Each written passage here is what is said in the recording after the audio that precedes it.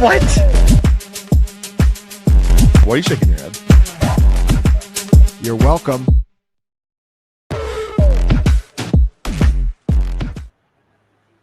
Tuesday night has come again. That means it's time for Dynasty Points. We have a fun show this week, bit of a different show this week. Kickoff is on Thursday. There's not a whole lot left to talk about, and I refuse to engage in running back depth chart conversation. I refuse, and I'm not going to do that, and we won't do that to you listeners. This week on Dynasty Points, we're doing what we do every year. We have some host predictions. We have some fantasy football awards.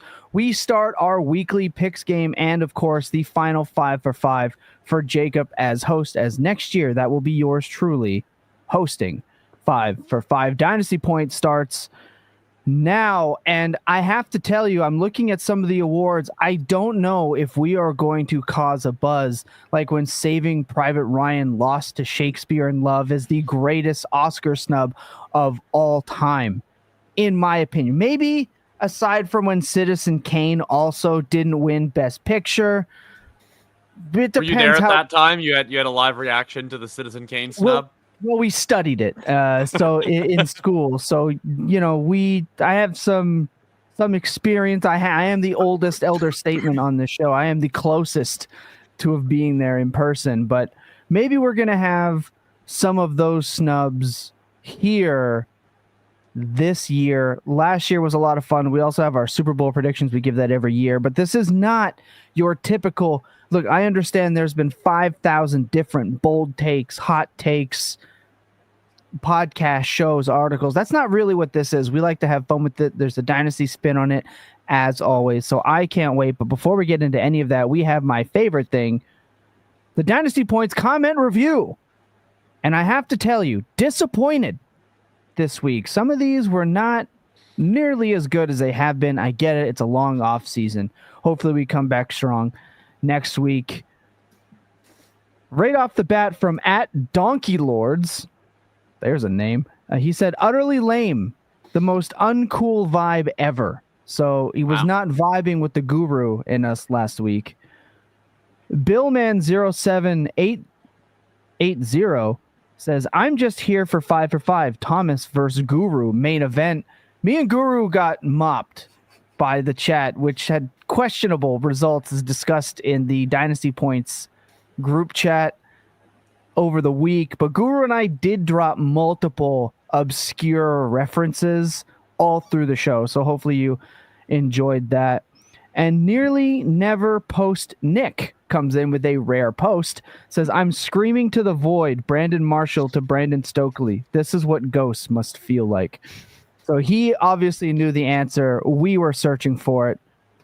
Couldn't find it.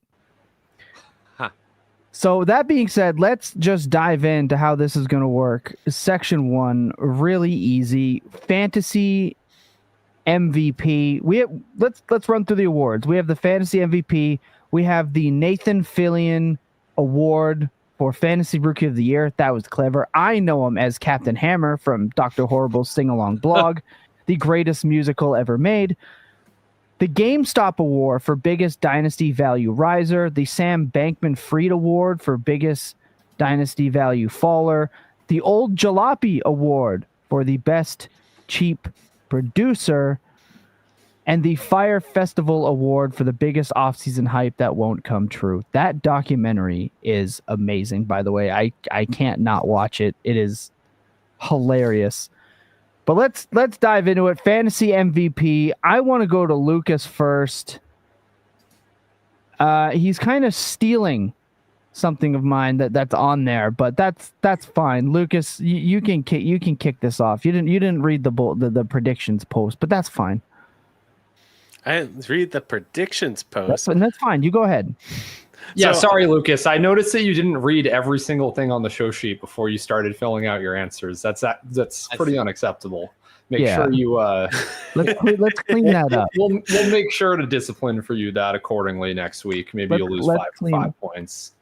Only I'm allowed to screw up. Only I'm allowed to screw up who either writes the show sheet, doesn't write the show sheet, misread something. That's only me. Only one of us can do that. I have 3 very smart people to stop that from happening multiple times. So the way I looked at it is for fantasy MVP, you want somebody who's going to be one of the most valuable players in the league, right? Like that's what MVP means. And the way I determine value is by wins above replacement. I don't know about y'all. Maybe I'm a little partial to that stat. Who knows? But somebody who just consistently outperformed War last year and has absolutely no reason to expect for him not to do the same this year is going to be somebody who continues to prove that the tight end position matters. I know you all are thinking it's Brock Bowers here, but I'm going with George Kittle, somebody in redraft that you're drafting, 2 or 3 rounds later than in order to acquire his services, somebody who's going significantly later in dynasty leagues. This is a player who can help win your league at a position that so many people don't care about anymore. And who's going to be the wide receiver 1 for the 49ers? I think it's George Kittle. And that's why he's going to be my fantasy MVP. All right. I don't mind that. Let's go to Ryan. All right, we're staying with the 49ers here, but we're going with the position that actually does matter in fantasy every single year the most, at the running back position. Yeah, maybe a boring prediction. Maybe we're all going to be like, oh, duh, like after it happens. But my fantasy MVP pick is Christian McCaffrey. Simply stays healthy the entire season. The 49ers go ahead and win their 11 games against the NFL's easiest schedule. And CMC continues to average over 24 fantasy points per game and wins, which is 2 more than Saquon Barkley over the past 2 seasons, by the way.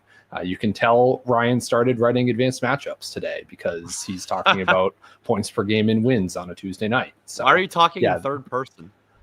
It just felt appropriate there. I don't know. I don't do that much. It is that was kind of a leap of faith. I think I'm going to never do that again, actually. Yeah. After I heard that. Yeah. He spent so much time indoors writing. I think he's lost touch with reality. I think he actually did lock himself into his room with that dresser to write these articles. So he's just been talking to himself a lot.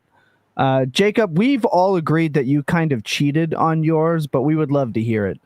Well, you also kind of cheated on yours, so you inspired me. You half cheated, and then I full cheated. Okay, fair. So, I'll take that. Yeah. So, you'll see what I mean when we get to Tom's, but my fantasy MVP, which is fully cheating, is Liam Coen. Because I think that every member of the Jacksonville Jaguars is just going to be an absolute smash this year. I think that Brian Thomas is going to be a top 5 wide receiver. I think Travis Hunter is going to be a top 20 wide receiver.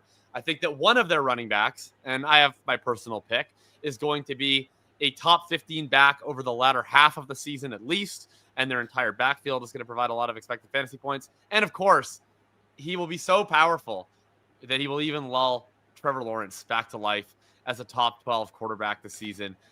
So I think that Liam Coen is going to be the fantasy MVP by creating the biggest wave of value for any Jaguars that you have the opportunity to draft. Okay.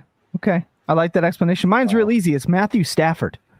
There's so much that weighs on Matthew Stafford's partially broken back with this. We have Kyren Williams, offensive production, because that offense doesn't go perfect. Kyren Williams does not score 12 touchdowns. That sucks. Puka Nacua dies, and Devontae Adams becomes completely irrelevant, in my opinion, and is asking to rejoin Aaron Rodgers wherever he is just to get away from Jimmy Garoppolo. Without Matthew Stafford, I don't think this offense clicks at the ADPs that their players that he is supporting goes at. So Matthew Stafford needs to stay healthy to account for 3 prime players in fantasy football. And if he stays healthy and they win that division, they're competitive all year. He's slinging it. They're in it. It's Matthew Stafford. Not that you can start Matthew Stafford in most weeks, but boy, does he really prop up a lot. He's the wide receiver kingmaker, and without him, we lose 2 viable wide receivers. So you're right. I did cheat a little bit, but maybe not as much. Let's go with the Captain Hammer, a.k.a. Nathan Fillion Award for Fantasy Rookie of the Year. I mean, a lot of these are just guys that we've talked about so much, but right now we're gonna really lay it on the line. Lucas, I want to start with yours. All right. So with mine, it was tough because I was the last one in the show sheet, and you all have all the right answers. But I think one that would make a lot of people happy and will make a lot of my dynasty leagues happy is going to be Jaxson Dart. If he can come in and be what people need him to, or what the Giants need him to be, and keep Dayball there, support, Malik Neighbors, and support that offense, make it viable. I think that that's going to be amazing for so many different assets, so many of these obscure assets that are on the team. And then also just his overall production. He was amazing during the preseason. He has the rushing upside that we're looking for. And I think that he can be productive sooner rather than later. I'm hoping by week 6, we're going to be seeing some of him. And if not by then, at least by week 8, I'm hoping that we're really seeing something special here, or at least something fun. Give us hope going into next season. I know how high everybody in fantasy points was on him coming into the draft and then landing where he did. There's definitely a scenario that we can see Jaxson Dart being a fringe QB1 to start next season. And who knows, I think he had a lot more hype with him compared to like someone like Bo Nix that might even carry his stock a little bit higher as we're going into next season. So my guy's Jaxson Dart. All right. I like it. I don't think I've seen he starts in week 8. I've seen he starts in week 6. I don't even think they wait that long. They don't need to appease Russ Wilson. Ryan, who do you got? Yeah, I have Tet McMillan. So the first thing I'll need to do is get a real nickname that I can actually say, because I'm still saying Tet. It's not going with any of the other ones that we're pretending are his nickname. But why can't he now just kind of do 90% of the Malik Neighbors rookie season at this point, where he has very likely better quarterback play, honestly similar target competition at this point, where it's Xavier Legette and now Hunter Renfrow starting in the slot. I just don't see why he can't be the volume dominator, averaging like 18, 19 expected fantasy points per game, maybe being inefficient on it because of the offense. I've talked everyone's ear off about the percentage of horizontally breaking routes that Dave Canales has his X receiver run, and how those are always efficiency cheat codes that don't need to get fully into here. But yeah, I just think it's Tet T-Mac being the fantasy MVP, rookie MVP. Okay. I like it. Jacob?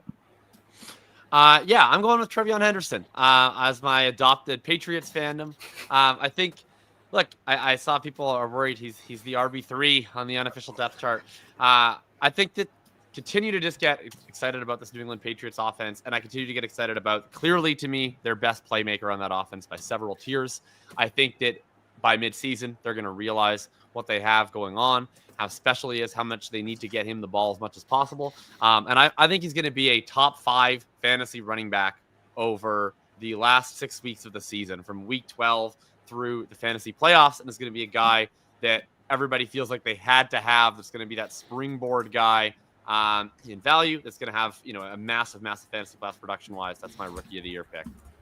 I like it. I'm going to stick with the running backs. I'm going to say Omarion Hampton. Look, Najee Harris is still wearing sunglasses everywhere. We still not too sure if he has 2 working eyes. I'm not afraid of a guy that's not really taking reps all preseason, ramping up. We all know how I feel about Twitter fake player Kamani Vidal.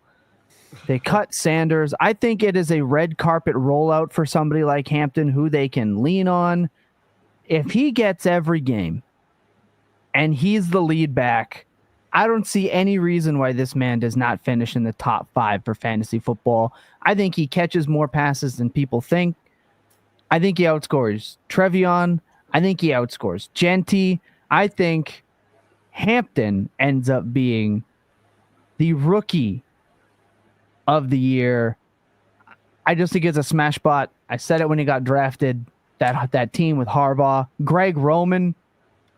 We're in for some run heavy fireworks in LA, and Cannot wait. Let's dial it back to when GameStop was climbing the ranks. The GameStop award for the biggest dynasty value riser. Lucas, you have an interesting pick because it's really hard for someone in his scenario to gain this much value. What do we got? So I'm basing this off of what we saw twice last season with two depreciating assets, two older assets that certainly get a new scenario that they're in. And that's because they have a new shiny rookie quarterback who's coming in to help that offense. Last year, we saw both Courtland Sutton and Terry McLaurin have massive rises in not only the wide receiver rankings, but in overall dynasty rankings. And we have something very similar with Calvin Ridley, except for Calvin Ridley's play has not dropped off at all. We saw Terry McLaurin kind of ebb and flow a little bit as he's going through his troubles. We definitely saw Courtland Sutton take a drop in production before, seeing big boosts under their new quarterbacks. But with Calvin Ridley, we've seen, consecutive 1,000-yard seasons, and now we have Cam Ward and what should be finally a competent offense. And I'm really excited to see what Calvin Ridley's going to do. You're drafting him right now at wide receiver 28 in your redraft leagues. I believe he's at wide receiver 39 last time I checked in Dynasty. Sorry, wide receiver 42 according to Dynasty Data Labs. That is a huge runway to increase. We could be seeing him in round 6 going from round 9 right now. That's going to be really paying off for you next year because you don't have to spend a lot to get him. This is somebody that you can throw into deals, and I think that there's going to be a really big rise for him and just these Titan players in general. Hard to do it, but Ryan's got here with the counter, and we always love a little bit of a counter punch. Ryan, let's talk about it. I don't so much want to look at it as a counter. I mean, if Calvin Ridley is like the 32-year-old next offseason with the unsustainable touchdown rate that now goes in like round 5 of dynasty startups for whatever reason, then I'll be happy. I will probably have made some money on that this year. So I'm not really going to be too upset about it. But I'm going to go with the only rookie that has passed the unofficial depth chart week 1 test, with the only rookie listed as the starter on the unofficial depth chart. Drum roll, everyone. It is Elic Ayomanor, listed as a starting wide receiver for the Titans. Yes. My bags need that. Thank you, Lord. Let's go. Yeah, the only time I'm deciding that the depth chart matters is when the day 3 rookie gets listed as the starter, which I think unironically, I think is probably the correct take. So yeah, he just goes from like round 3 rookie draft pick to maybe at end of the season, like final 2 months, he's out targeting Calvin Ridley. He's a top 30 dynasty wide receiver instantly. Cam Ward looks decent. Ridley obviously will be 32 next offseason. Maybe he slows down a little bit as the season goes. So yeah, give me Ayomanor. And I just am annoyed by the depth charts or whatever that are all over Twitter today, and decided to ironically pick with one of them. He just has to learn how to catch the ball. That's the only thing standing in his way from being a true wide receiver 1. So so did Jamar Chase in training camp. So I mean, I don't know. Hey, he's Canadian. It takes these guys like a little extra time to figure it out. That's offensive. Thanks for that. Speaking of Canadians, Jacob, our balls are bigger. Yeah, I tried hard to not pick a rookie because it seems like cheating to pick a rookie, but I just couldn't come up with anyone that I thought had a good chance of increasing their value by a ton that I actually wanted to pick. So I went with the rookie, and I went with Bhayshul Tuten. And I think that the way I could justify him being in this category, but not my rookie of the year, is that I don't think it happens very quickly for Tuten. I think that we're going to be frustrated with how long Bigsby and Etienne are handling work in this backfield. But I think that late in the season, we're going to see somehow, whether it be injury or trade or just trying a new look, we're going to see Tuten get the chance to emerge. And I think he's going to look fantastic when he does. And then you go into the next offseason, Etienne's not going to be on the team next year. And it's going to be ideally Tuten and maybe just Tank and Tuten coming in as the clear lead running back for next year. And he's going to be one of those guys that everybody argues about all of next season, of whether it's all just for hype, or whether he's overhyped or whether he's overvalued. But I think he's one of those guys that it's going to be a sample of games at the end that are outrageous. And then all of a sudden you have this huge ADP spike going into next year.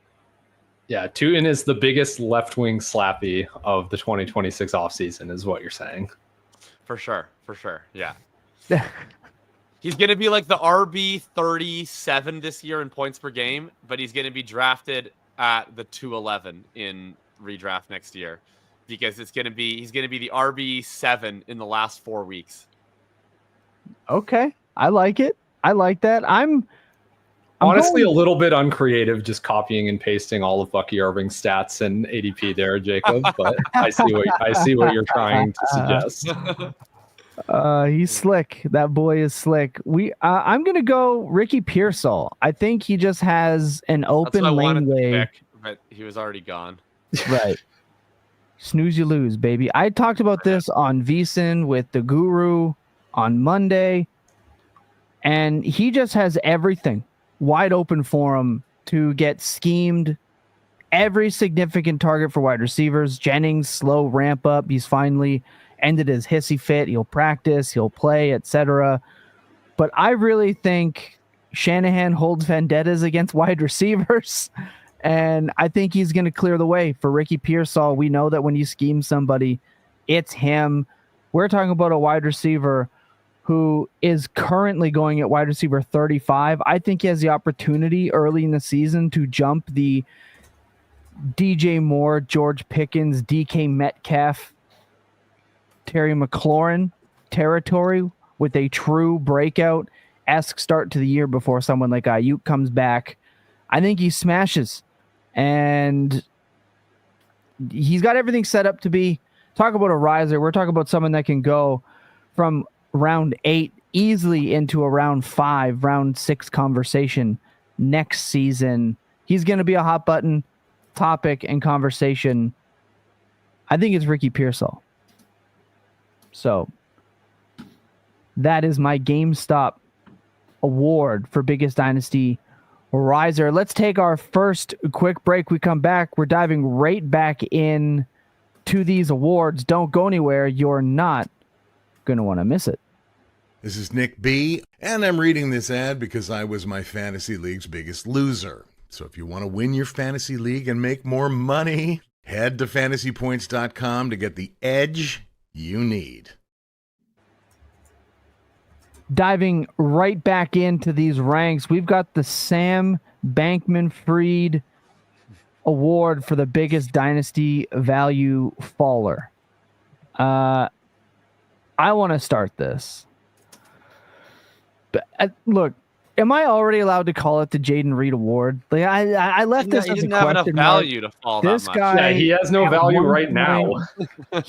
he's fallen drastically all off season.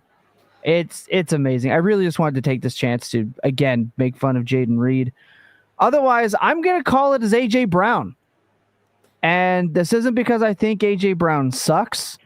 I think it is because AJ Brown is stuck in an offense that does not get to utilize him the way that everybody in fantasy would like.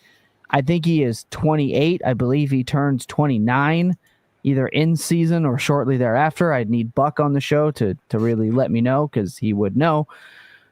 We just don't see these types of wide receivers last that long that don't have Tyreek Hill type seasons. So I think it's just an age game. I think A.J. Brown, as of next year, is going to slip into wide receiver purgatory. I think it could be drastic if he gets hurt again, Jalen Hurts just doesn't give him what we want him to. He had 1,400 yards in back-to-back seasons. Then he got hurt. I think it's going to be closer to last year than it was the years prior. So I think A.J. Brown slips in Dynasty this time next year into kind of wide receiver purgatory. He's already outside of wide receiver 1 territory. It's not going to take much to get him much lower than that if we get some rookies that perform and some second-year players that perform and then rookies next year. So it's going to be A.J. Brown for me. Let's go, Ryan. All right. I got a little bit scared on this one because I did miss this category on the show sheet, but I caught it just in time, figured out a guy. We just go with the quarterback that is kind of up there in age, scored a lot of fantasy points last year, won't necessarily do it this year with a lot of different factors kind of around this team. I'm going to go with Baker Mayfield. Who has been like a round 4-ish startup pick all off season. I think with like anywhere between like a QB 15 to QB 12 type of finish where you just bring in touchdown regression, you bring in Tristan Wirfs missing the first few games of the season, although maybe not the first 4 games, but at least a few games there. You get the new offensive play caller with Josh Grizzard, lose fantasy MVP Liam Coen. All of that just kind of comes together to equate to, Baker's kind of old and he just didn't score that many fantasy points. And he's kind of just an unexciting dynasty QB2 in like the Tua Tagovailoa range where he's going right now. So that's my pick for the biggest faller. And I'm pissed that Jacob actually just changed his on the show sheet because that was 100% who I would have picked if I didn't think he was taken. I decided I had a better way of ripping him in my bold prediction. Okay. So I changed it to adopt that. So okay. I thought about who you have here. Actually, here's what I actually did. I realized that I made the wrong choice for biggest riser, and I wished I could change it. And so then I had to think of a way to shoehorn both what I originally had as biggest faller and what I should have picked as biggest riser by making that my new bold prediction. So I'll get to that in a second. And I've changed my biggest faller to Marvin Harrison Jr. And I think it's a similar idea as the other guy that I was going to choose of a very hyped prospect who is going very expensively, still a top 12 dynasty wide receiver, despite basically being unstartable for most of last year. He was like a wide receiver 4 in fantasy. And I think that when I see an ADP that's boosted on that much helium and nothing has actually changed in his circumstances, he's going to need to just show massive internal improvement. I think it's possible. I've taken him sometimes in the main event in like round 4. But I'm going to say if he just posts a 50th percentile outcome type of season, and he starts to look more like Rashad Bateman or Corey Davis, he's a guy that has a potential to be like a round 8 pick next year, even if he boasts basically just the same season that he posted last year. Yeah, it's very easy to see him just absolutely plummeting next season. Lucas? So with mine, I was really, really struggling with this. I think it reflects in my pick. But I'm going to go with David Montgomery here. I think that this is the season that we truly see Jahmyr Gibbs just absolutely take a stranglehold of that job. With Ben Johnson out, we don't know exactly how the split in carries is going to be. But if Montgomery gets banged up again or isn't able to maintain, the same split that they were having in that backfield, I think it's going to be good night on Montgomery and what his value is going to be. I can see him dropping considerably and, way past the Aaron Jones type territory unless his situation changes after this season. But at least based solely on what his situation can be if he stays with the Lions after this season and what his production can be this year, David Montgomery has me really nervous, and that's why I think he is going to be the biggest dynasty faller. Yeah, we can see him fall. He's currently sitting in front of like Swift and Connor. Could see him fall past them. I mean, who knows with guys like Benson and obviously Tuten, Warren, Charbonnet, Pollard, Tracy. Any player I don't like this year, I'm just gonna start mispronouncing their name like very egregiously. Nice. We've been calling him Charbonnet for quite a while, and it just Romo Dunzy, eh? Romo Dunzy. Yeah, I like that one. I like that one for sure. I like all those picks. They all make a ton of sense. I know my AJ Brown thing is not going over too super well, but I'm telling you, these older receivers, they don't last. I'm telling you. Not saying to sell them, but I'm telling you, but the chat's not having it. Let's go with the old jalopy, kind of what I'm referred to in terms of this podcast. The old jalopy award for the best cheap producer. I mean, some of these are amazing. I want to obviously start with Ryan, who once again finds a way to shoehorn the player he might have talked about the most all season into this show. Yeah, I mean, so last year, I think on this exact award or something similar to it, I kind of called like Zach Ertz is going to be the tight end 10 and we're going to have to eat it and it's just going to happen and you can lock it in. And that was exactly what happened pretty much. So now I think it's going to be the same exact thing. This player is just going to be the tight end 10. He's going to score a decent amount of touchdowns. He's going to finish probably second on his team in target share and targets per game. It's just going to be Hunter Henry, guys. I'm just out of things to say about Hunter Henry. Like, I think as Tom said, I've talked about him more this offseason than anybody should talk about Hunter Henry. But yeah, that's just kind of it. Like, I'm a bull on the Patriots offense, and I don't really believe in any of these other receivers aside from Hunter Henry. So it's kind of like, all right, he's probably going to score 8 touchdowns and finish as the tight end 10. I like it. I like that pick. I really do. And I know the chat is going to like that pick. Lucas, I'm interested in yours. Let's hear it. So I went with Jordan Mason, and it's purely based off of what he can be in this offseason. I was trying to laugh if Ryan was laughing because I said Jordan Mason, or if it's because they're asking about Hunter Henry in here. So that's good to know that's about Hunter Henry. But with Jordan Mason and what they can potentially be with the Vikings,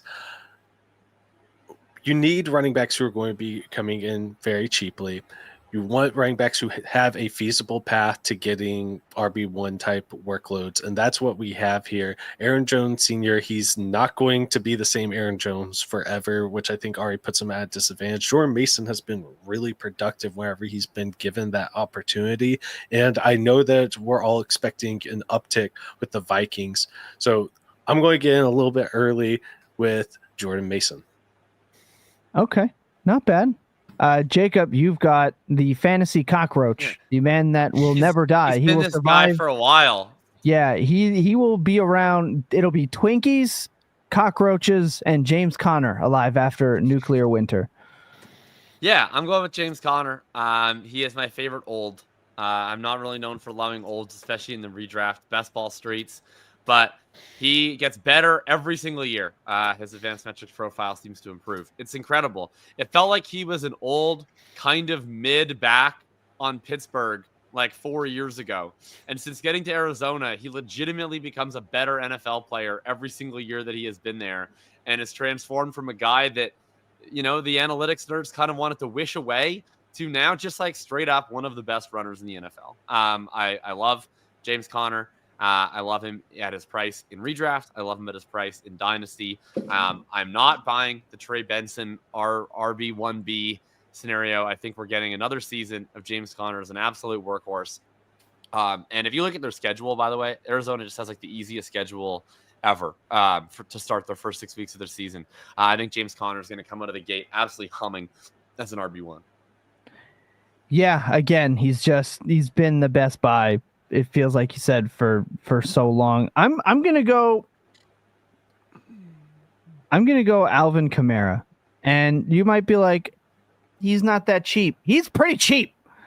He's been buyable all off season. He's been very draftable all off season, and this offense sucks. The offense stinks. But Alvin Kamara is more than capable of just PPR spamming his way into relevancy. I had him typed in as an RB1 or the RB1 last year. I'm going back to the well, not that deep, but I'm going back to the well. I see Alvin Kamara as a low-end RB1 because, again, that offense stinks, and we have some very explosive running backs in the league now, but I still think Alvin Kamara still got it. You've been able to buy him for seconds, for some Keon Coleman and some toss-ins at times.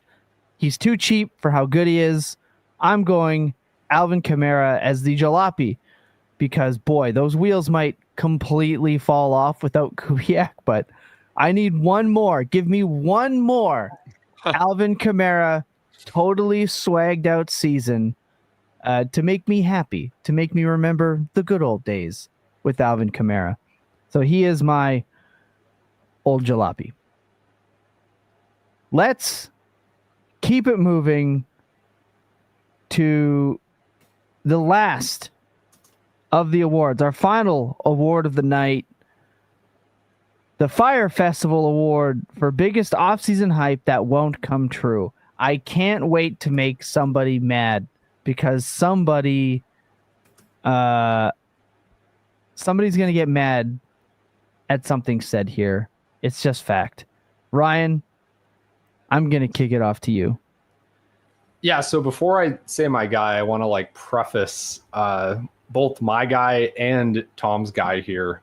What is up with this Dan Campbell coaching tree and the way that they have fantasy managers in the offseason, eating out of the palm of their hand with everything that they say? I seriously think that there's some cultish tendencies built up around the Lions and the Dan Campbell extended universe that we're gonna really see exposed in several different ways this year across multiple teams. So yeah, my Fire Festival pick here is Braylon Allen. Will say he does in fact get involved in the offense. He does get 12 carries every game.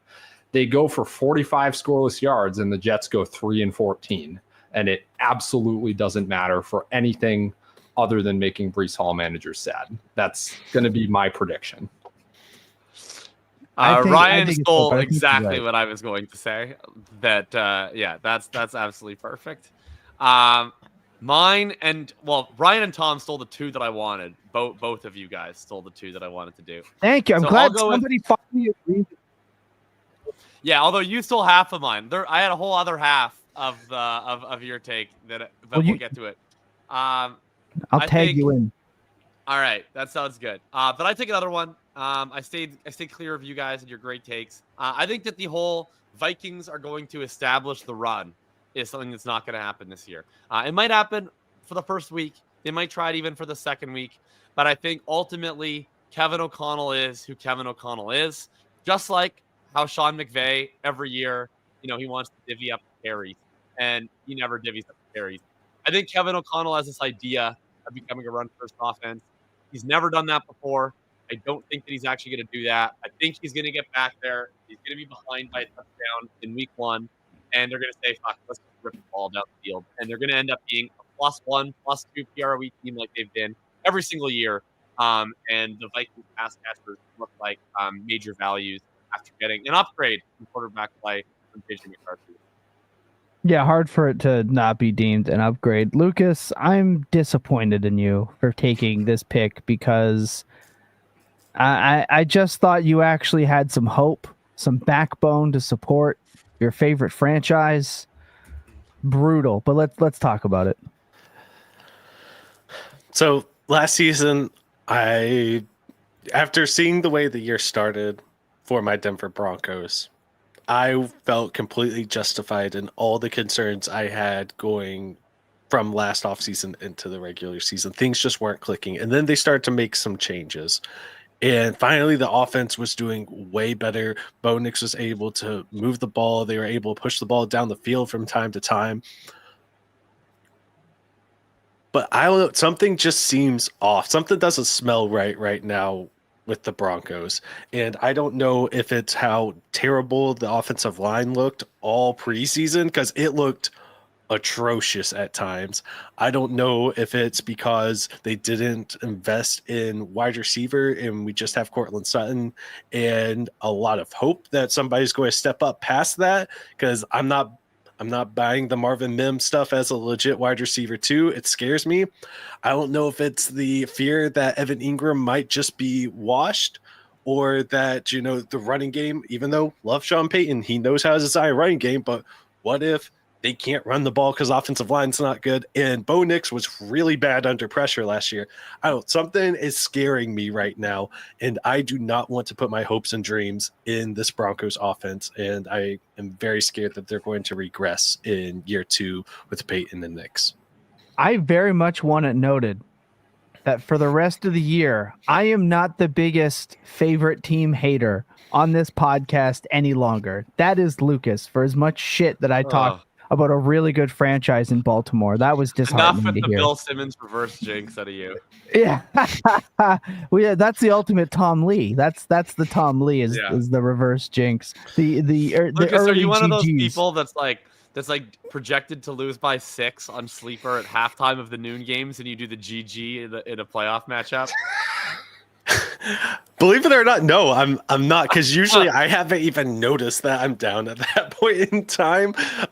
So I'm just looking at, I'm still scarred from Russell Wilson. He's just not used to being in the fantasy playoffs. I've heard so That's many a new times. Rule. Tom, get his ass. But I am so concerned about, oh my gosh, I can't even think straight. But I'm just so scarred by the claims that the Broncos have almost a complete team. We just need the quarterback. Whenever the offense comes around, it's going to be great. This year, they made a couple of risky moves in the defense, and they're like, continuity is going to carry us through. We're such a complete team. It's going to be great. However, we're in a division where all 3 teams got better this offseason, and that scares me.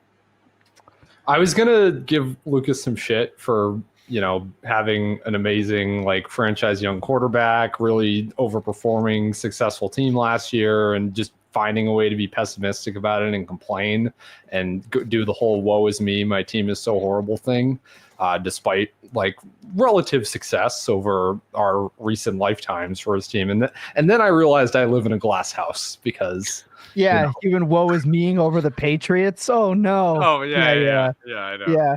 Yeah, absolutely. I'm glad you realize that for yourself. Mine is pretty. Look, I think I've talked about this on Market Report. I've been very vocal about this on Twitter. The Jameson Williams wide receiver 1 season stuff has to fucking stop. I can't. I am I'm the highest on Amon-Ra St. Brown out of anyone that I talk to at this point. But I think it's insane that we still have a quarterback like Jared Goff, who very much love his check down king. He is very much so going to target Amon-Ra St. Brown constantly. Yes, it's a new offense. We heard almost everything the Lions said this year in the offseason, as Ryan has pointed out in the past. We've heard it before. Everything this year. We heard it all last year. Sam Laporta coming back healthy. Jahmyr Gibbs doing his thing. They're running the football. I find it hard to believe that Amon-Ra St. Brown is going to plummet so far, and Sam Laporta is going to get pushed down so far, and Jahmyr Gibbs is going to get pushed down so far to prop up Jameson Williams. He has to do one of the most miraculous. He has to be record-setting efficient or get pumped with targets for how many great wide receivers he is. He has to be better than Brian Thomas Jr. was last season. I can't get there. I don't think he's ass like I used to. I think he's pretty good at what he does. He scored touchdowns at an insane rate per touch. I do not think teams are just willy-nilly letting him run across the field all over the place. I'm not convinced that this Jameson Williams wide receiver 1 stuff is possible without something insane happening. Injuries, Jared Goff not being the quarterback, the Lions just completely going away from everything they do. I don't think he's that guy, and I can't do it. And like Jeremy said, he's got the bonehead gene into him. I agree. Last year, it's he matured, got suspended. He didn't I can't get there. I hope he has a good year. He was a buy for me at this time last year when I wrote the article. I can't do this Jameson Williams wide receiver. If he's wide receiver 15, good for him. Wide receiver 17, good for him. I'm very happy. He would have to have a Terry McLaurin-esque run on touchdowns, in my opinion, to make this happen. The Lions have been insanely efficient for years now. I can't do it. Jacob, what was your other half to that? I just can't do this. Well, I just feel like I'm losing my mind about all of the Lions stuff lately. Like, look, I'm not usually the guy that's like, there's too many mouths to feed. I usually make fun of the people that are saying there's too many mouths to feed. But there are too many damn mouths to feed. Like, I'm sorry. I know it's inconvenient for everybody. But Amon-Ra St. Brown is a walking 150 targets. Okay? He just is. Unless he gets hurt, Amon-Ra St. Brown, that 25 to 28% target share, that is his. And no one is taking it from him. Okay? He's getting those targets. Sam Laporta is one of the most talented tight ends in the NFL. Is like pretty clearly, I would say, as we saw last year, underutilized relative to his true talent in this offense. He's capable of more than what he showed last year. Jahmyr Gibbs, one of the best receiving running back prospects we've ever seen, has been pretty lightly used in the receiving game in Detroit, in large part because there are so many dang options. Jameson Williams, as much as it seems like I hate him, I will freely admit, I think in a different environment, he's capable of earning more targets than he's thus far shown. And yet, this year, people are already projecting, the Jameson thing of him to get way more targets than he's ever gotten. And then now I have to deal with Isaac Tesla, who's apparently going to be this year's breakout. With what targets? I just don't understand how Jahmyr Gibbs is going to be the RB1 overall, and Amon-Ra is going to see 150 targets, and Laporte is a top 5 tight end, and Jameson's going to be a wide receiver 1 this year. And they have this new breakout rookie who's also going to be a startable player. Like, this is Jared fucking Goff. Is he going to throw 780 times at 10 yards per attempt? I don't understand it. Maybe 2 guys are going to get hurt and then it all works out. But like, there's just no possible way that everybody's vision of this Detroit offense is like plausible on a spreadsheet. And I don't understand how it's going to happen. They're also 3-point dogs to the Packers in week 1, which I think is hilarious. And let's not forget, defense is coming back. So and they lost Ben Johnson. Oh, but don't forget, it doesn't matter who the OC is. I agree. I'm fully with you. They scored 70 touchdowns last year. Are they going to score more? 70. I know. 70 touchdowns. Like, there's no team that has an implied team total of more than like 55 touchdowns in a given year. Like, they're probably going to score a touchdown less per game. The way Detroit is talked about like the Peyton Manning Broncos before his arm died. And like, it's like, look, Detroit, everybody, this goes out to you too, Brett. I understand, Mr. Brett Whitefield. Don't fire me for this. I understand that your team has been dog shit for almost your whole life, and now they are fun. But let's breathe reality. Do you guys remember in the pre-draft, like before the NFL draft, I was like, Isaac Tesla is one of my favorite sleepers. Now I have to hate him just because of the cult. He might be a good NFL player. He might be a good NFL player. But like, where is the back where I'm starting Isaac Tesla as like the 5th option on the Lions? I don't understand it. The Amon-Ra St. Brown is gonna suck now because Ben Johnson is gone. We say this on the show all the time. You don't put the talent back in the bag and send it packing. He's just their guy. He's a touchdown magnet. He's good in the red zone. He's a third down. He's first read. They tried to run this offense through people other than Amon-Ra St. Brown to start last year, and they were like, oh, this doesn't work. And they switched back. So I can't do it. The Jameson Williams wide receiver 1 stuff was like a quiet buzz for a bit, and then it became like an industry standard buzzword and hot take. I can't do it. I'm out. I'm out. So that's it. If this comes back to bite me, okay, I'll submit. I don't know what I have to do. I don't know what I will do, but I'm standing on business on this more than I've stood on anything. I just want to say my favorite part of this whole conversation is I'm preparing to tout the shit out of every Lion in week 1 DFS. And it's not because I think the Lions are like amazing season-long vets at ADP this year. It's because all of them actually project like shit because the team total is so low and nobody's going to play them. Oh, really? And also we think Jameson Williams is good. Yeah, it is kind of crazy that as soon as we have to put it into a spreadsheet, it's like, oh, damn, I actually don't want to play any of these guys at their salaries. So yeah, you should actually do that. but it's it's been just like very quick whiplash from offseason to reality for the Lions here. Well, I drafted a big gorilla team that's the J-Mo Tizla hater parlay. I drafted Amon-Ra in the second, I drafted Laporta in the fifth, and I drafted Goff. So.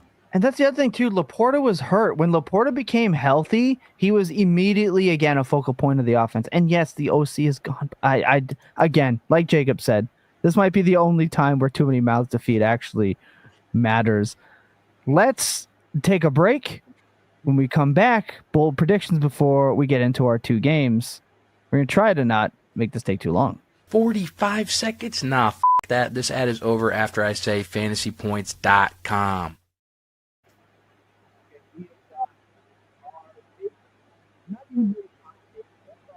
Can't hear a word you're saying, Tom. Uh-oh, we've lost you. Yep, you are underwater. All right, I'll just, you figure out your stuff. We're going to do our boldest prediction for the 2025 fantasy season, and then we're going to do our Super Bowl predictions. I'll go ahead and go first. Once a show. My boldest prediction. Oh, we can hear you now. Yeah, once a show. I don't understand. Jacob, go ahead. All right. This is how I got I snaked it back in. So I originally had Caleb Williams as my biggest dynasty value dropper. I realized that I think I should have just I decided I wanted to do Michael Penix as my biggest dynasty value riser. And the way I've brought these together is that my bold prediction is that Caleb Williams will have the lowest ADP of every 2024 round one quarterback coming into next year. So he will be drafted after Drake May, Jaden Daniels, Bo Nix, Michael Penix, and JJ McCarthy. Look, the Michael Penix side of this, I just watched the entire Alabama-Florida State game. Kalen DeBoer sucks. Ryan Grubb sucks. Roman Dunze is mid. Jalen Polk's never going to play another NFL game in his life. And Jill McMillan is mid. There's only one solution as to how this team made the national championship game. Michael Penix is God. He's the truth. He was the one that lifted everybody up. You know, it looked like maybe he just had the greatest supporting cast of all time. That's not true. He made all these bunch of bums look like they were actually good. I think he's going to compete to lead the NFL in passing this season. I love the NFC South because no one can play defense in that entire division. And I love Drake London. I even love Darnell Mooney. So I'm in on Penix. We already talked about McCarthy. I think they're going to pass more than people like. And I'm very skeptical of the Bears thing. They could easily make me look completely silly after like week 1 or 2. And I hope they do because I have a lot of Loveland and Burden shares in best ball. But I am very nervous about what we saw to Caleb last year. And I'm fascinated to see what happens with the Chicago Bears. I think it's a fine pick. I'm sorry, I got distracted there for a minute. I just read Lucas's, and I'm interested to hear how he defends this after what we just talked about. So with that said, I'm gonna give you mine. Lucas kind of took it, but I have George Kittle coming out as a tight end 1 overall in both points and points per game. That was my big hot ticket. While everyone's arguing about McBride and Bowers, I think George Kittle ends up as a tight end 1. But I did pencil in a second one just in case. I have Jonathan Taylor finishing as a dark horse running back 1 overall. I think a healthy Jonathan Taylor on an offense that leans into him, I think Jonathan Taylor has enough breakaway playability to do it again. Running back is always weird at the top.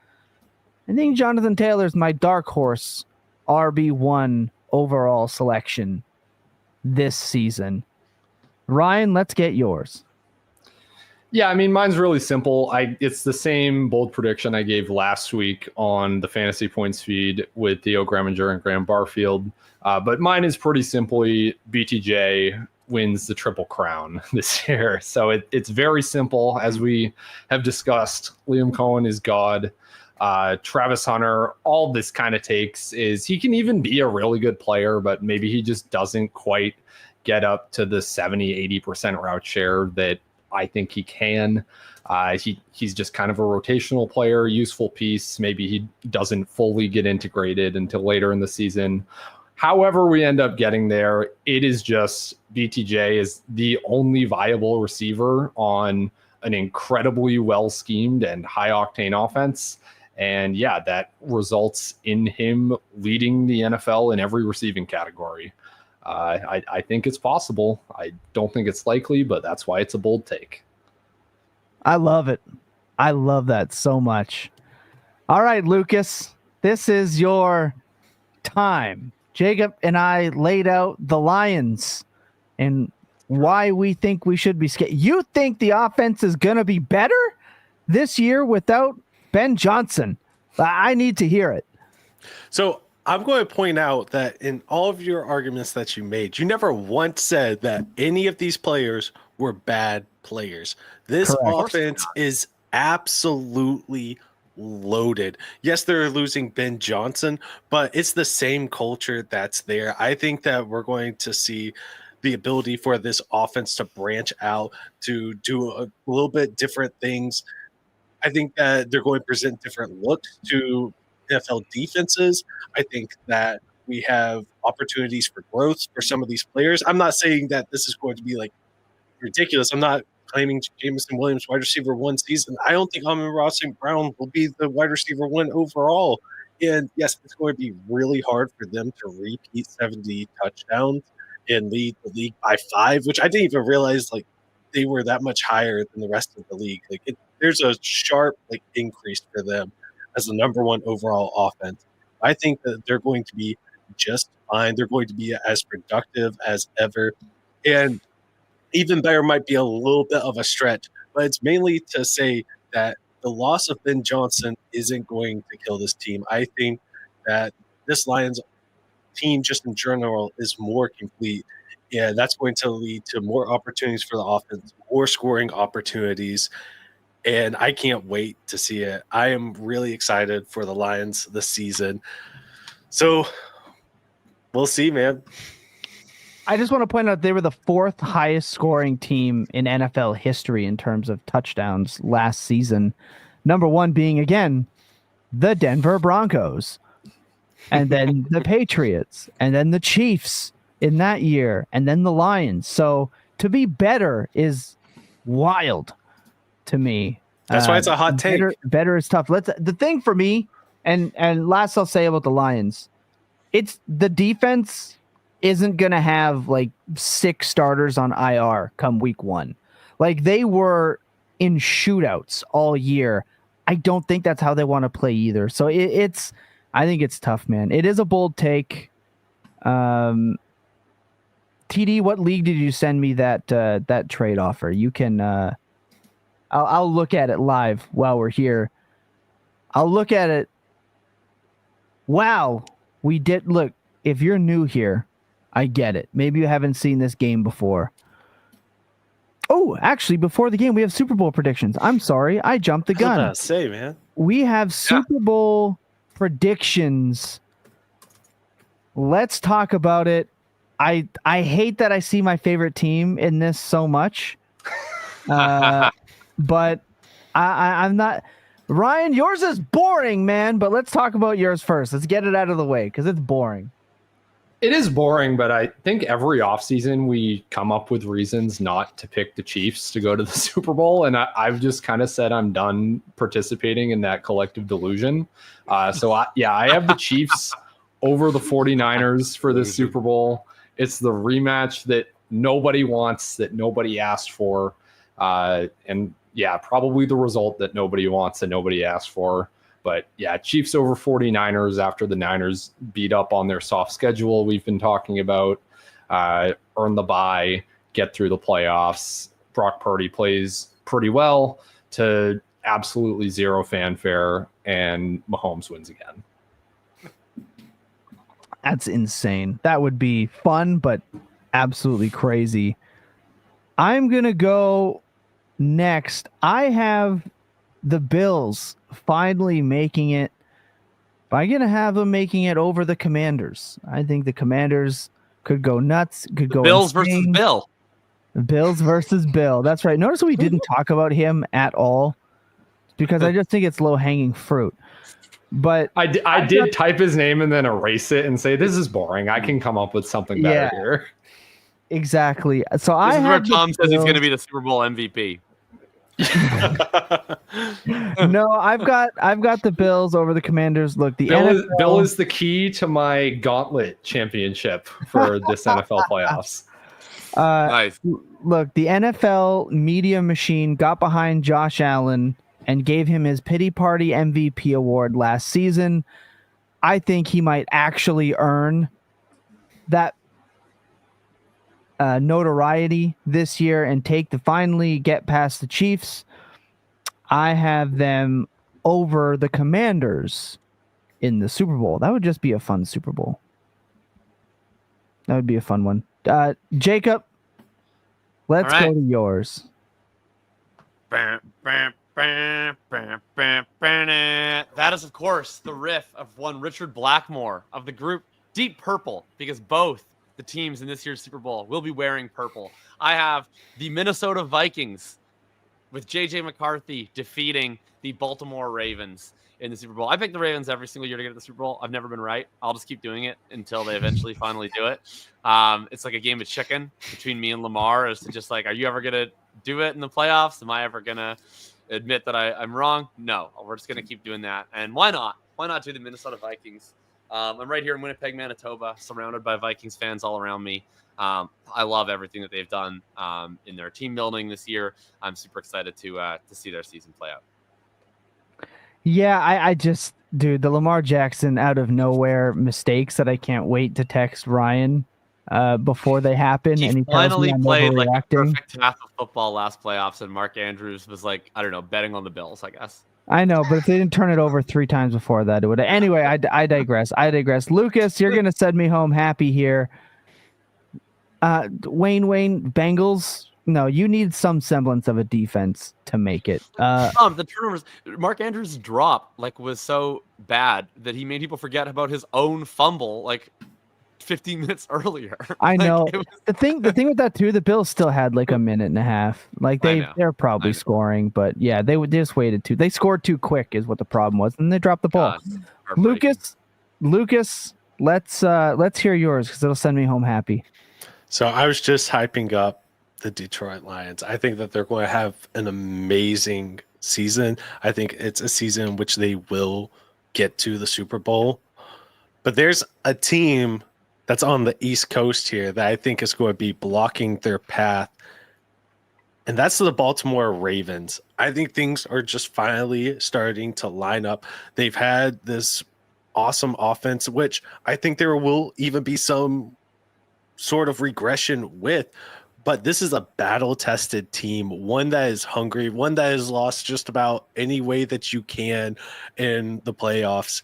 And this will be the year that they break through, mainly because I can't think of another way that they can lose a playoff game at this point. I can. Unless I'm sure you can, Tom. But with everything that's been building up, I think this is the year that they finally break through. And that's why I have them winning the Super Bowl. I'll take it. I'll take that to end this portion of the program. Please just stop doing stupid things in the first half of playoff games, for the love of God, for the love of everything. And please, let's have our best receiver out there just, when we need him the most. Please. No. Anyway, again, I'm getting week 1 Raven stuff is going to send me enough, but let's move on. We've got our weekly picks. We play this every year. The winner of this gets to choose what everyone else is drinking on the live draft broadcast for the rookie draft, the NFL draft. Jacob has won this multiple years in a row, and I'm really sick of it.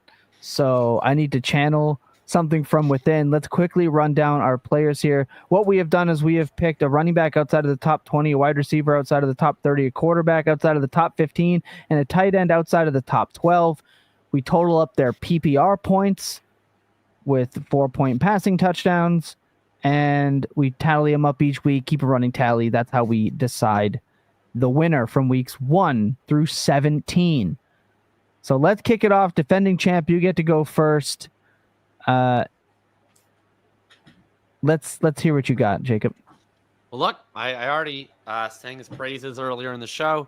Michael Penix, who I'm planning to play the shit out of in DFS, by the way. Thinking about DFS on the Davis Maddock YouTube channel Thursday mornings. I will be I'll play Michael Penix this week in what I expect to be a very fun shootout against the Tampa Bay Buccaneers. At quarterback, I lost my place on the document all of a sudden. There we go. Tyrone Tracy is going to be my running back pick. I'm pretty bullish on Scatterbo over the course of the season. I don't think he's going to be much of an impact this week. It's sort of a fun spot to get back into the veterans. Michael Pittman Jr. I learned as of today that he was my most drafted player in Best Ball Mania this year. And that did not feel good, let me tell you. But I do think he is set up very well, playing indoors against a pretty horrific Miami Dolphins secondary. Just anyone try to name corner for the Miami Dolphins. I think he's going to do very well this week. Yeah, Storm Duck, exactly. And then I'm going with old reliable, the jalopy himself, Zach Ertz, going up against the New York Giants. What I expect to be a blitz-heavy game plan, pressure-heavy game plan for the New York Giants, and Zach Ertz is going to be right there over the top, over the middle. That's going to be my 4 this week. Okay, I like it. I'm going to go with Justin Fields in a revenge game against a good defense. We know he can't throw the ball. Please just run in one of them touchdowns, 85 yards. Let me get those quick 20 points from you. And then, of course, I'm going to play Jerome Ford against the Bengals. Just easy matchup for really boring running back points. Cleveland's going to run it a lot. Team might score a ton of points. This could be like a 45-40 opener. I think Jerome Ford gets in at least once. I'm going to go Ricky Pearsall. Everything I sung the praise for earlier, standing on business with San Francisco and that hilariously easy schedule. And I'm going to go my boy Jatavian Sanders. I don't believe Tremble is playing. I hope he's not, but when he's not, Sanders does tend to pop off. I think Bryce Young is going to target him. Coker not there.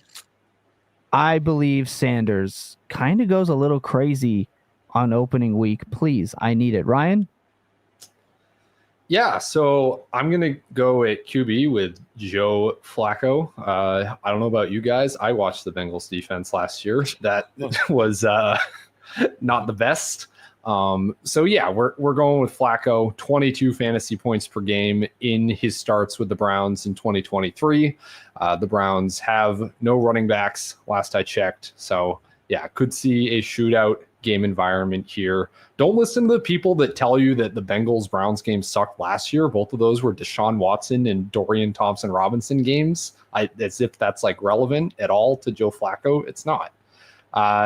Running back, I originally had who Lucas ended up picking, but Jacob actually kind of convinced me during the show as he was talking about Tre'Veyon Henderson to just pick him because he's just outside the top 20 on the Fantasy Pros ECR right now. I was like, you know what? We looking at these running backs, we all just went the route of like the boring veteran running back that projects for a bunch of touches in week 1. I'm doing the opposite. I'm going with the rookie RB3 on his team. Yeah, I'm taking the RB3 on the depth chart. Riding with Tre'Veyon. Wide receiver, going with Calvin Ridley. Probably going to be a negative game script for the Broncos and Titans. Aren't you worried about Pat Surtain? You know, it's going to be fine. We said this about that. We said this that 1 week about Jerry Jeudy when he went for 300 yards last year, right? Like wide receiver corner matchups don't matter. Go read Jake Tribby's article from 5 years ago. And then finally at tight end, I've got Hunter Henry. I'm not going to, I said I would stop talking about Hunter Henry and I'm stopping talking about Hunter Henry, but yeah, just obvious best tight end outside the top 12. He's just going to guess Hunter Henry on every 5 for 5 question. At least you get a guess out. Lucas, what do you got? So because I was the last one in the sheet and you all had some really good picks, I went solely on gut and hoping that the person that I chose, I didn't miss that you all had chosen. So just going through it really quick, we have Bryce Young in a game against Jacksonville Jaguars. I don't think that defense is going to be fixed, right off the bat this year. So Young finished the season hot. I'm hoping that will carry into this season. Then I just realized that Austin Eckler is ranked or RB30. It's wide You're receiver. good, yeah. 30. He was my so original pick, yeah. Yeah, so I have Austin Eckler. He should have a lot of touches. I'm hoping that we'll be able to see him used in the pass game more than we're kind of expecting. And I don't know how many times we'll be able to use him this year. So I think that this will be a sneaky way to get him in, going up against a much improved Giants defense. But I don't know if they're going to be improved in week 1. Then at wide receiver, this one I think was the toughest one for me. But I'm going to at least have fun if I'm going to be wrong. And that's why I'm going with Travis Hunter. If we're getting a shootout between the Panthers and Jacksonville Jaguars of all teams, like let's go. I think that this could be a really fun way for Jacksonville to, force feed a couple of targets his way. And who knows, by the end of the game, Hunter might be earning those. It's going to be really interesting to see what that both snap share is going to be, and then what his target share is going to be whenever he's out on the field, because we do have a true alpha there in Mexico. But I think it's at least going to be fun. Like I said, if I'm wrong, the tight end, it was gross. I don't like any of it, so I decided to go with Dalton Kincaid. He was kind of smack dab in the middle between. I thought about it, guys. Baltimore, I don't think they defend the tight end particularly well. And we have Malachi Starks now. That ends. Tight end eraser. Okay, let's just think back to the last time that somebody other than Brian Branch had an excellent game as a rookie defensive back covering tight ends. I don't know anyone else. So it's week 1 though.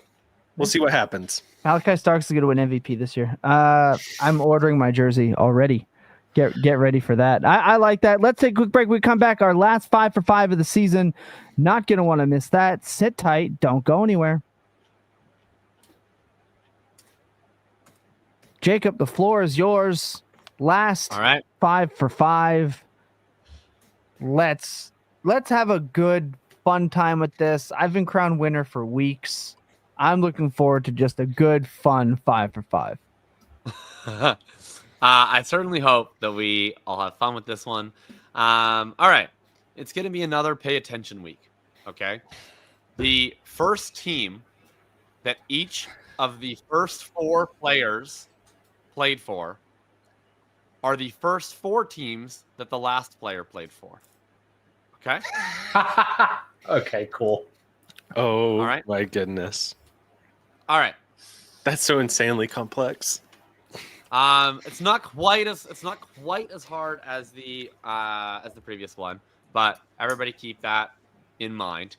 And then because of that rule, all right, because there's going to be a lot of information, I'm once again going to allow whoever is in first place to have one guess before I read any clues about the last player. A free guess at the last player, okay? All right. Here we go. Player number 1.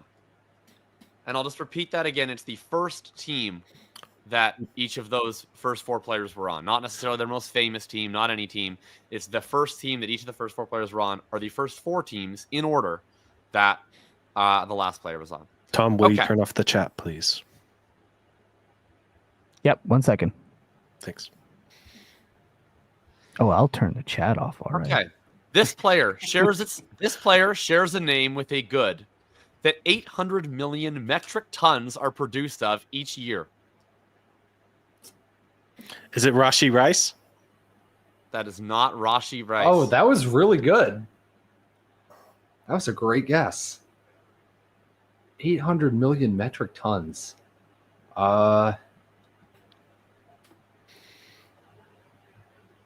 Anyone else? I'm drawing a blank. All right. 3, 2, 1. Okay. Nothing for the chat, although I'll just shout out Jalen Coker was the funniest answer. That's awesome. Okay. Ryan and Tom are passing. They get first guess. All right. This player only has 1 season. While playing for his first team, this player only passed 400 yards once. But in that season, he had 1,312 receiving yards. And Ryan and Tom get to guess before Lucas on this one. Can you repeat that? Sure. While playing with his first NFL team, he only had over 400 yards once. But in that season, he had 1,312 receiving yards.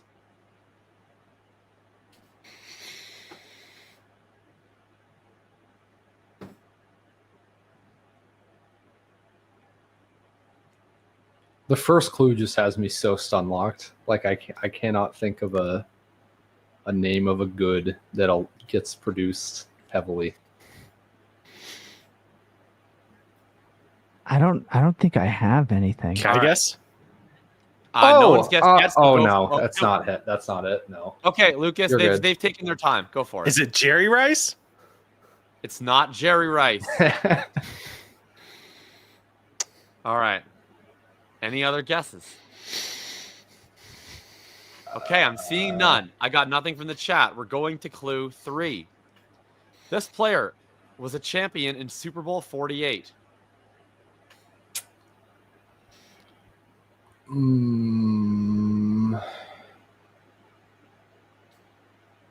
That one was. Fuck.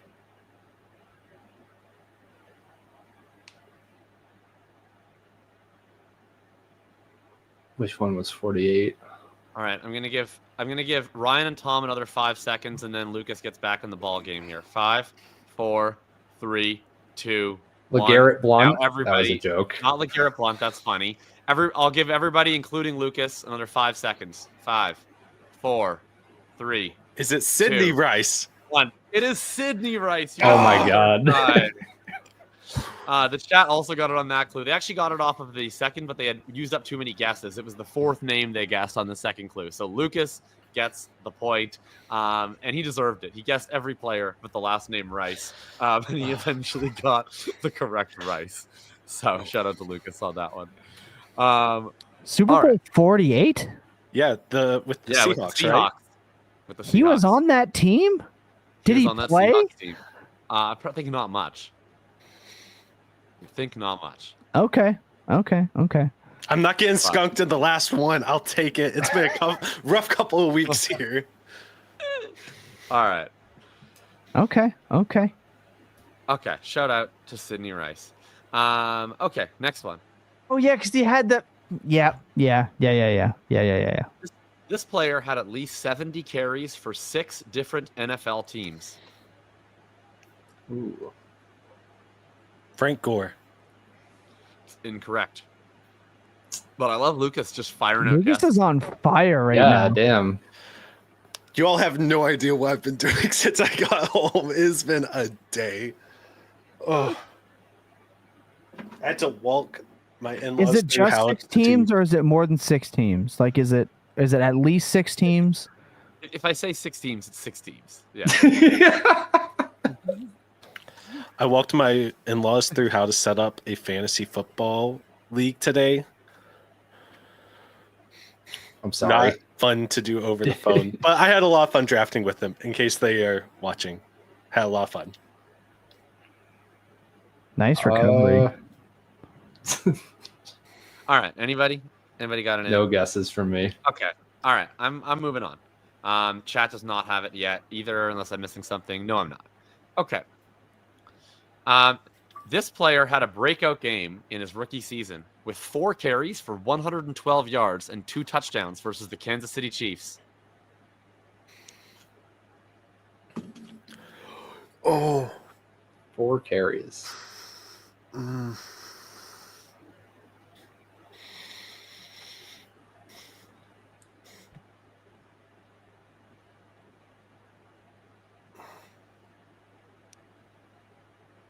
Versus the Chiefs? Versus the Chiefs. Oh, I know the team. I can't think of the player. Oh, Yeah, no clue. All And you right. said- Sorry. I'm sorry. I'm just thinking. All right. I feel like I lose like 30 IQ points when. All right, we're it's moving time on. for We got 5 for 3 wrong 5. guesses from the chat. We got nothing from any of you guys. We are moving on. Okay. An outlier of size for a running back. He stood 6'3", or I should say stands. He's not dead. Maybe he shrunk. I don't know. shrunk in his old age. Happens Is to the this best Derrick of us. Henry? Is not Derrick Henry, but he's also 6'3". He's the only person I can think of that's a 6'3" fucking running back.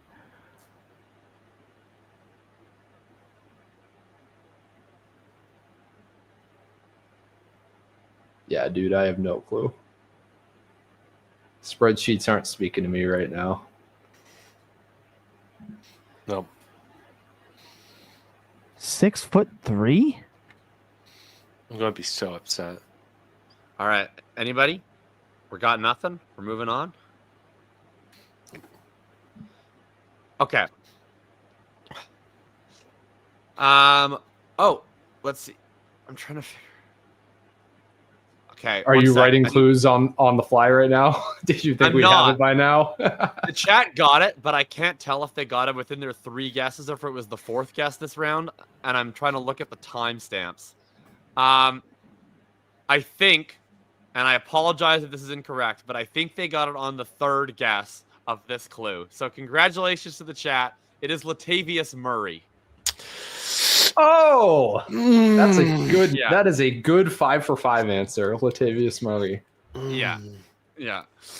All right. I apologize if that was incorrect. I think that Blunt was guessed after round 2, and then it went Ryan Matthews, Josh Jacobs, and Latavius Murray. Shout out to Dave in the chat for Latavius Murray. The 6 teams, by the way, were the Raiders, the Vikings, the Saints, the Broncos, and the Bills, and the Ravens. Had 70 carries on each of those. All right. I forgot he was on the Bills. Huh. Yeah. Okay. This player had the most receiving yards of his career in his rookie season.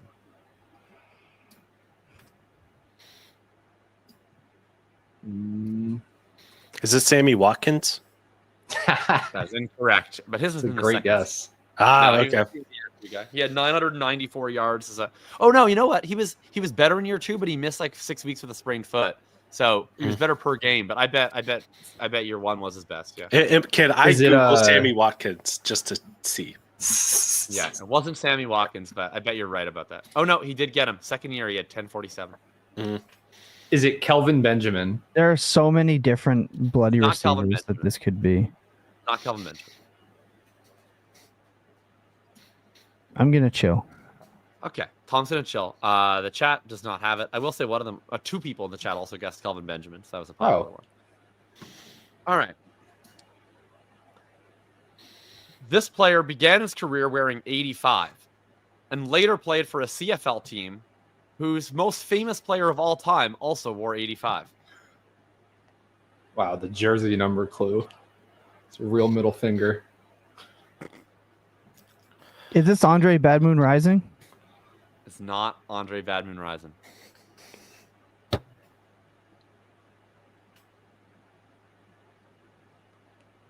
Saying he was famous in the CFL made me more confused. Okay, just to be clear, it's not that he is this legendary CFL player. He wore 85 in the NFL, and then he played for a CFL team whose most famous player of all time wore 85. Okay. All right. I'm seeing nothing. I'm seeing nothing from you guys. I'm seeing nothing from the chat. That means it's time to go to the next clue. All right. This player's career did not have many highlights, but his best highlight was a game-winning touchdown against the New Orleans Saints in Gillette Stadium.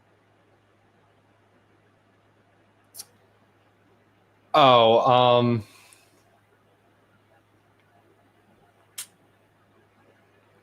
Aaron Dobson. Incorrect. Oh, what a guess. I was spinning the wheel there. Anybody else? I'm going to say Tyquan Thornton just to say a player. 3, 2, 1. Tompkins? That's incorrect. You guys be the judge. Did he say that before 0 or not? He did not say it I before think I 0. said it But at 0. no, it was definitely not before 0. It's before you let it on anything. So I think it should be to you, Jacob. But Well, the question is it the chat's point or Tom's point? Is what I'm getting at. Oh, I think I the got last it. one- Your the last hand didn't one- come down. All right. That is tight. The last one I gave the 50-50 to the chat. I'm gonna give this one. The to hand Tom. didn't come down. It is Kenbrell Tompkins. This one I'm gonna give to Tom. I think both were 50-50 calls. You get it. Funny enough, the next clue was, despite not having a successful career, he did outproduce Aaron Dobson, who was drafted in the second round the same year. So Oh wow. Aaron Dobson was part of the next question. Let's see All if right. that icon. Of course, Kenbrell Tompkins later signed with the Winnipeg Blue Bombers, who had Milt Stegall rocking 85, the all-time leader in touchdowns in CFL history. All right, that's Bombers Kenbrell legend. Tompkins. Okay. So we have 3 points for Tom, we have 3 points for Lucas, and we have 3 points for the chat. All right. This player was born in Barcelona.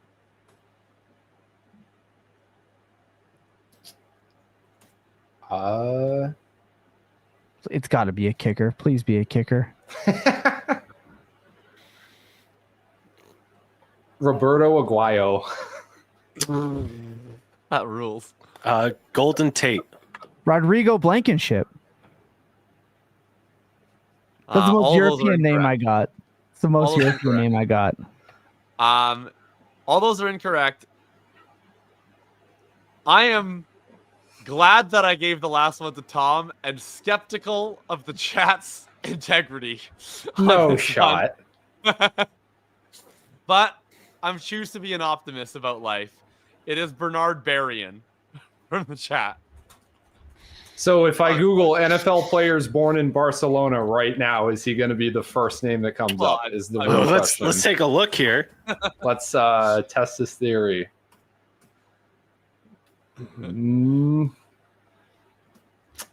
Well, whoever said JJ Arcega-Whiteside was probably cheating because he is the first name that comes up. This is good. We should do this more often. All right. Well, the Arcega-Whiteside one is so we got a potential cheater on Arcega-Whiteside. We got BP in the chat saying he is not cheating. He says he lives in Chicago. I'm gonna choose to be an optimist. All right. Chat, you are in the lead going into the final clue. I will give you, like I said, one free guess. So, on my word, your guesses are going to start counting now. I will only accept the first name I see from any chat person if you think you know it. Otherwise, we're going to the clues. Starting now. All right, I have one name in from the chat, which is Randy Moss. That is not correct. That means we're going to the clues. All right. This player is, of course, worth double points. Anybody can get it on the first clue or the second clue. All right. As you guys remember, the cumulative clues of the 4 teams. Okay. This player was a round 1 draft pick.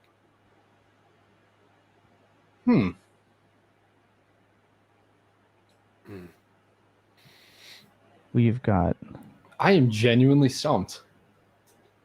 Is it Laquan Treadwell? It is not Laquan Treadwell. Great. That's a good Yes, guess. Lucas. You're on fire, dude. Fire on Fire wouldn't be stuck at 3 points. All right. Trying to think of all of the Okay. players that would have played. Is for it all those. Cordero Patterson? Ryan Heath, you have won. Let's 5 for go. 5. No! Bears, Vikings, Long Vikings bust, Vikings, Lucas. then Raiders. I will say, look, I did the Randy Moss thing. Raiders. They are the first 3 teams: the Vikings, then the Raiders, then the Patriots. But where it changed was Patterson went to go play for the Chicago Bears, which is where Bernard Berrien played. That's Cordero Patterson. The next clue, by the way, was going to be 7-time All-Pro and a member of the 2010s All-Decade team. Oh, you're Nah. still from my playbook. Yeah, exactly. Ryan Heath, a Bears rare threw me 5-5 win. Yeah. Wow, Bears- I the feel dirty stealing that one. I'm not gonna lie, but hey, stole the final one of the offseason. Tom didn't even do the scoreboard this week, so I have no idea he what the still score even is. Me and Soul last place, and that's just brutal. Because you got a half a win. So you did Oh, pass boy. with 3.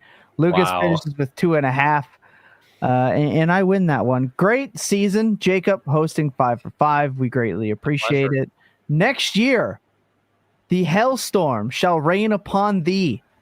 as I think I was the only one to get a question down to the last clue. So if you guys really love early 2000s fullback trivia, dial the fuck in. Because next year, we don't know if it's going to be offensive linemen, defensive backs. We might go IDP next year. You don't know. I get every week a 5 for 5. You're in my nightmare now. With that being said, My nightmare.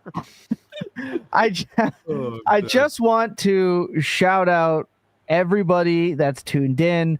This podcast has grown beyond where I ever thought it could be when we started this 5 years ago as just 3 friends that started talking fantasy football. We have lost some hosts over time. They haven't died, but life just grew beyond the world of fantasy football. We've made some wonderful additions. We don't take it lightly. We appreciate every single download, like, comment, etc. So please, at the end of this video, leave your comment for your most bold prediction. Guys, one last question that's not on the show sheet. What are your expectations for your favorite team in week 1? God. Oh God. Don't. Well, I have to thankfully, ask. the Broncos are playing the Titans, so I'm not so concerned about the Broncos in week 1. It's all the Okay. weeks after that have me a little concerned. Okay, so we heard it here. Broncos are going 1-16. Got it. I think Brock Bowers is going to go for like 200 receiving yards on us is probably what's going to happen. Just Okay. to God. own me Please, and twist the knife in like the Nice. most That'd be so precise way. pleasurable. Okay, I like that. Jacob, how are the Colts going to fare in week? I don't know. We're gonna fucking suck, but the team we play sucks too. We're both gonna just suck, and it's gonna be who sucks harder. Whoever loses, I'll wager this. Whoever loses between the Colts and Dolphins, is the first coach fired this season. Okay, I like that. I have the Ravens losing to the Bills by 2 touchdowns. On Sunday Night Football, it will be the rude awakening. The Ravens need to run the table and finish as the 1 seed in the AFC. As Lamar finally captures his should-be 3rd MVP after being robbed by Josh Allen's pity party and the NFL social media hype that was around him blatantly all season. Lamar Jackson is vindicated with his 3rd MVP. The Ravens, though, it's going to be a tough one in Buffalo week 1. I think they lose that game. Everybody, we love you. We appreciate you. Thanks for tuning in.